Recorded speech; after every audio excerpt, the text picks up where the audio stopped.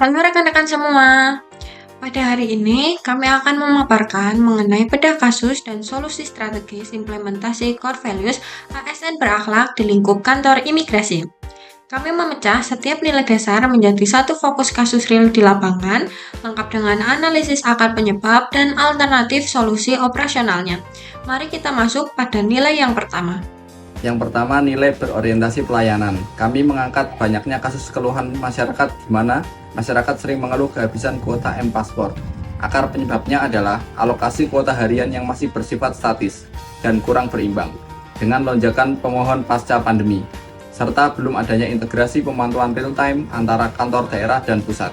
Solusinya adalah penerapan manajemen kuota dinamis berbasis data analisis mingguan, sekaligus menyediakan kuota darurat harian khusus untuk kelompok rentan seperti lansia, balita, dan kebutuhan medis mendesak. Nilai kedua, akuntabel. Kasus pertama adalah adanya indikasi pihak ketiga atau yang biasa kita sebut calo yang menawarkan jasa pengurusan paspor kilat dengan tarif non-resmi di luar kantor. Penyebabnya terletak pada celah verifikasi berkas yang masih manual dan kurang ketatnya pengawasan akses masuk area steril kantor bagi non-pemohon. Alternatif solusinya adalah pengetatan one gate system dengan wajib memindai barcode M-Paspor di pintu masuk, menyediakan membayar tunai, dan berkoordinasi dengan aparat penegak hukum setempat. Nilai ketiga adalah kompeten. Kasus pertama adalah petugas loket mengalami kebingungan dan memperlambat durasi foto wawancara saat sistem pemindai biometrik mengalami pembaruan versi. Akar penyebabnya adalah penyebaran informasi panduan teknis atau user manual dari pusat ke daerah yang sering terlambat tanpa adanya simulasi internal terlebih dahulu.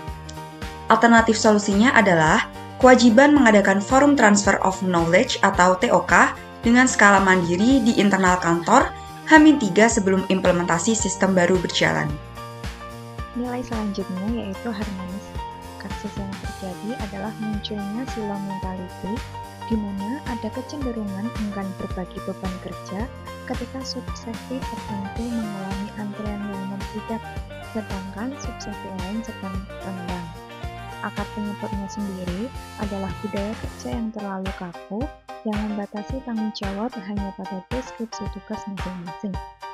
Alternatif solusinya adalah menerapkan kebijakan cross-function support, di mana setiap pegawai dibekali keahlian dasar lintas fungsi agar siap diperbantukan sebagai backup tim saat terjadi lonjakan pemohon. Nilai yang kelima adalah loyal. Pada nilai loyal, kasusnya adalah adanya oknum pegawai yang mengunggah status berisi keluhan subjektif atau kritik tidak santun terkait kebijakan jam kerja internal kantor imigrasi di akun publik pribadinya. Akar penyebabnya adalah belum tersedianya wadah formal penyalur aspirasi internal serta rendahnya pemahaman etika bermedia sosial bagi aparatur negara. Alternatif solusinya adalah menyediakan kotak saran digital internal khusus pegawai dan dibarengi pembinaan berkala mengenai surat edaran Menpan RB tentang etika bermedia sosial bagi ASN. Nilai keenam, adaptif. Contoh permasalahan adalah pemilik penginapan atau hotel di wilayah kerja enggan menggunakan sistem aplikasi pelaporan orang asing atau APOA karena memilih untuk melapor secara manual. Akar penyebabnya adalah antarmuka aplikasi di awal rilis dirasa rumit dan kurangnya sosialisasi praktis ke sektor bisnis bawah. Alternatifnya adalah melaksanakan coaching klinik jemput bola ke asosiasi perhotelan dan menyederhanakan alur login dengan QR Code serta memberikan penghargaan kepatuhan data. Nilai selanjutnya yaitu kolaboratif, di mana dalam lingkup manajemen SDM kita kerap menghadapi tantangan berupa penumpukan dan keterlambatan pengumpulan berkas sasaran kinerja pegawai atau SKP yang menyebabkan pelaporan kumulatif dari kantor imigrasi ke kantor wilayah seringkali melewati tenggat waktu yang ditentukan. Penyebabnya sendiri karena rekan-rekan di Cekitek ini seringkali menunda pengisian SKP karena tingginya volume pelayanan harian kepada masyarakat, sehingga bagian SDM sendiri kesulitan menghimpun data secara tepat waktu karena pola koordinasi yang masih bersifat pasif pula. Alternatif solusi yang dapat diberikan yaitu dengan menerapkan program pendampingan aktif di mana bagian SDM mendatangi langsung tiap sektor pelayanan pada jam-jam longgar untuk membantu pengisian SKP pegawai di tempat.